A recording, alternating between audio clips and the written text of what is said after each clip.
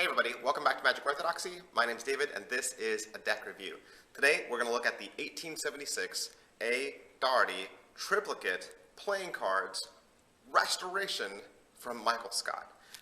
Michael Scott had a Kickstarter. It was a successful campaign. In it he printed I think 4 decks, or at least 3. He had a couple of limited edition decks, and then he had the standard triplicate deck that he put out. And he put it out on Kickstarter. Like I said, it was successful, got a lot of buzz, generated a lot of excitement from card collectors and card enthusiasts like me, and I want to talk to you a little bit about it. In the past, I've done some reviews and talked to you a little bit about A. Doherty and who they were and who Andrew Doherty was. Michael Scott, what he did is, as a contemporary deck designer, he worked hand in hand with the United States Playing Card Company, going through their archives and trying to restore this beautiful piece of history. He worked with USPCC for about 6 months. He went through their archives. He went back and forth with them in the design process and the format process, literally put in hundreds of hours into this, hand drawing these cards just to bring this treasure back to life. Now, the tuck box, the back design, and the Ace of Spades, they were all approved by the United States Playing Card Company, and this is a licensed U.S. Playing Card Company deck. A little bit about Doherty. Back in 1872, Andrew Doherty, he built a manufacturing plant. It was located in New York. It was about a block away from the Brooklyn Bridge, and for many years, his name was synonymous with the world's best playing cards. Now, his competitor, Squeezers, they were they were creating their own style of cards, and at that time, cards weren't really uniformed. So the two of them were going back and forth, trying different things, trying to capture the audience, really. Doherty died when he was 78 years old. He died back in 1905. And then after that, his sons ran the business, only for about 2 years, though. And so what happens then, of course, like sometimes it does when people die, his kids sold the company. They sold it to the United States Playing Card Company. And then what happened was the USPCC continued to run and print Doherty cards. They did that until about 1930. And then they merged with the New York Consolidated Card Company. And then that company became Consolidated Doherty. Sometimes you still see that on cards. And so Consolidated Doherty ran as the United States Playing Card Company until 1962.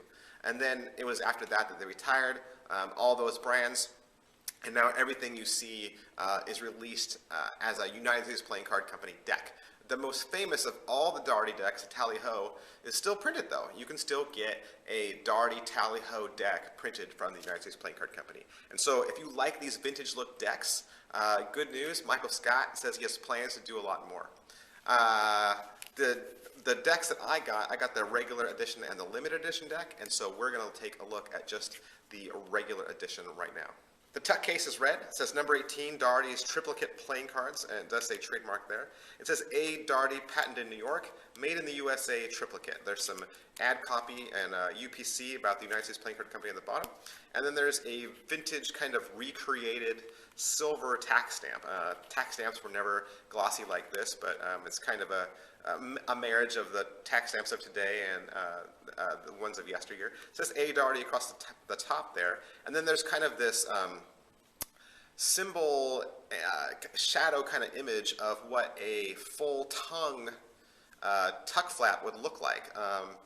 The original triplicate playing cards had a very long tongue flap, and so this has the standard tuck flap, has a standard size tongue, but to make it look like the vintage tucks, Michael Scott made this elongated look to it. It says Triplicate Playing Cards, number 18.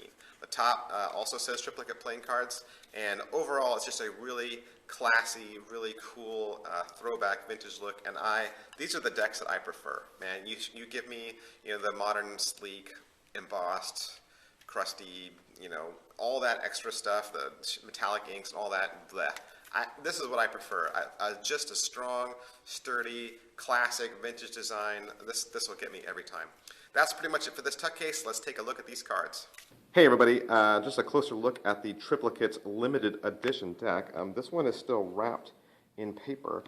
See, long before cards were wrapped in cellophane, they were actually wrapped in just a butcher paper like this, something that was printed, something that looked nice and that would protect the cards. And then long before decks started having these custom tuck seals, they were actually sealed with old vintage tax stamps. And so what Michael Scott has done is he's actually recreated what a vintage tax stamp would look like. And it's even got the A. Daugherty brand and decals on there. And so as you can see, this one is signed, and it is numbered 318 of 1,000.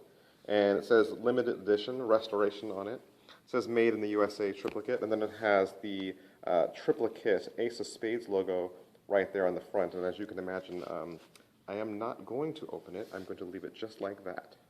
Even though this is a recreated deck, it's absolutely impossible to go back and get a vintage feel.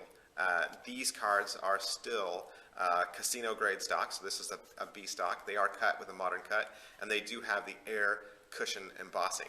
Now, originally, a long time ago, these cards would have had a true linen finish. A true linen finish isn't possible anymore. Cards aren't made with linen rollers anymore. But back in 1876 they were, but now in 2014 you're pretty much set with the cards that you're familiar with. Now, these cards are called triplicates, so what makes a deck a triplicate? Well, there was two types of cards at the time. There were the triplicates and the squeezers. And so Daugherty, his patent was on something that he invented called triplicates. And really what you're looking at is you're looking at the card three times. You're looking at it in the two corners, looking at the upper left and the lower right. And it was kind of a new thing when this came out. It was kind of revolutionary in the way cards could be viewed and held. Before this time, cards didn't have pips and indices. The squeezers, they had their own kind of version of this. And so it was kind of like a little battle to see who would win in this. You know, would Daugherty win or would the New York Consolidated Card Company win? It was just about whether people liked one over the other. And so this is kind of one of the ways people looked at cards. And so the ideal is that you're going to have your cards in a fan, and then you'll see the little corners when you're playing a game. Because before this, cards didn't have anything in the corners. There was no numbers, there was no indices, and so you really had to hold your cards in a way where you could read them. The only issue with this, I think with modern card players, is we're not used to counting. We're not used to looking at the pips and saying, oh yeah, that's a 9 or that's an 8. So I think with some people who aren't as familiar with card layout, they might have to actually count the pips to see if they're holding a 7, an 8, or a 9. Really, the crown jewel of this deck is the original courts that Michael Scott has included in this, just mirrored to match the original courts that were created way back in 1876. And so using your own controls, you can kind of pause your camera and slow this down and take a closer look at any time so that you can really let the beauty of these cards sink in. The back design on this is really super cool, and I think the first thing you're going to notice is vintage cards, thin border, right? Really nice, thin, razor-edged border there. You got a chain, a big, thick, heavy chain going around the middle there, and that's pretty much the strong focal point of this deck. You have some bridge work, border going around the outside, and then kind of like these Celtic symbols in the four corners, and then just a lot of just polka dots and circles kind of filling in space. Again, Michael Scott didn't have a choice with this. This is what the deck looked like, and so this is the deck that he chose to recreate. One of the other limited edition decks that he put out, the blue deck, it has a different back design. It was also pretty cool. I really wanted to get the limited edition ones. Would have loved to show you those, but just pocketbook did not afford. Of course, with this deck, there's going to be extras. The first thing you're going to get is you can get your double backer. So that's a modern thing to have with a vintage deck. You're going to get a Daugherty ad card, which is cool, and you're going to get an ad card from Michael Scott that talks a little bit about triplicate cards. Your Joker is called the Best Bower, and that was the original Joker back in the day before it was called the Joker. So Michael Scott did his homework there. And then your beautiful triplicate Ace of Spades, again, hand-drawn, made to look exactly like this treasure looked way back when. Let's take a closer look at these. Hey everybody, just want to steal the camera real quick and give you a close-up of some of the extra cards that come with this triplicate set. The first here is, this is a close-up of the back design, the red deck, and of course you're going to get an 1848 Doherty's playing cards ad card. And then this is an ad card specifically for the triplicate playing cards. It talks a little bit about what the triplicates were and when they were printed. And of course, this is your Joker. Back in the day, it was called the Best Bower. And then this is your triplicate Ace of Spades. It's beautiful, isn't it? Well, that's pretty much it for this deck review. As always, we recommend that you like this video just so other people can find it faster. We also recommend that you subscribe to this channel just to stay up to date on the latest in cards and card magic. You can follow us on Twitter, which is twitter.com/magicorthodoxy. You can also like our page on Facebook, which is facebook.com/magicorthodoxy. Thanks. Bye.